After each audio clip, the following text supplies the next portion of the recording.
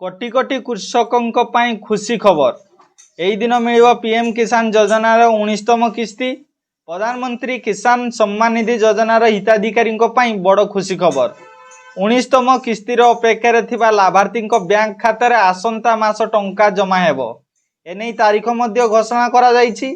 प्रधानमंत्री नरेंद्र मोदी आसंता मास 24 रे बिहार 19तम किस्ती चाषी अकाउंट को पठाइबे।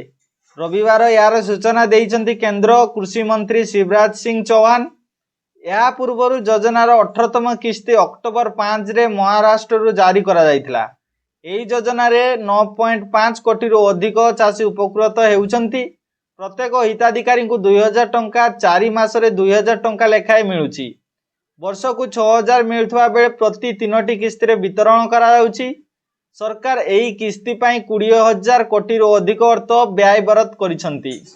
पीएम किसान योजनार उद्देश्य छोट सीमांत कृषक को आर्थिक स्थिरता प्रदान करिबा या द्वारा चाषी को देशर उत्पादन बढ़ाइबा पाई प्रोत्साहन करिबा निजर जीविका सुरक्षित होई परिबो। तो फ्रेंड्स चलंतु नेक्स्ट न्यूज को जिबा।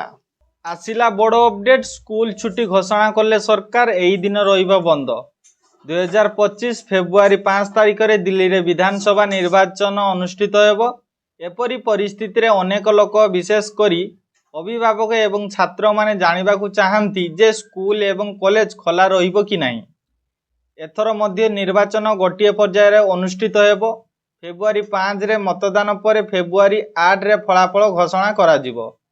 निर्वाचन सुगम परिचालना सुनिश्चित करिबा पाई दिल्ली सरकार समस्त सरकारी कार्यालय रे छुट्टी घोषणा करछंती जहा द्वारा कर्मचारी माने भोट देई परिबे।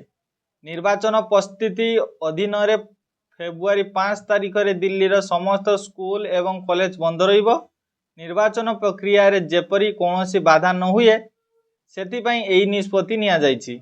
या व्यतीत जो स्कूल एवं कॉलेज गुडी को मतदान केंद्र करा जाउछि सेगुडिक मध्य फेब्रुआरी 4 तारिख रे बंद रही पारे। साधारणतः प्रत्येक निर्वाचन रे देखा जाए जे भोट देवार गोटे दिन पूर्व एही प्रतिष्ठान गुडिक प्रशासन को हस्तांतर करा जाए।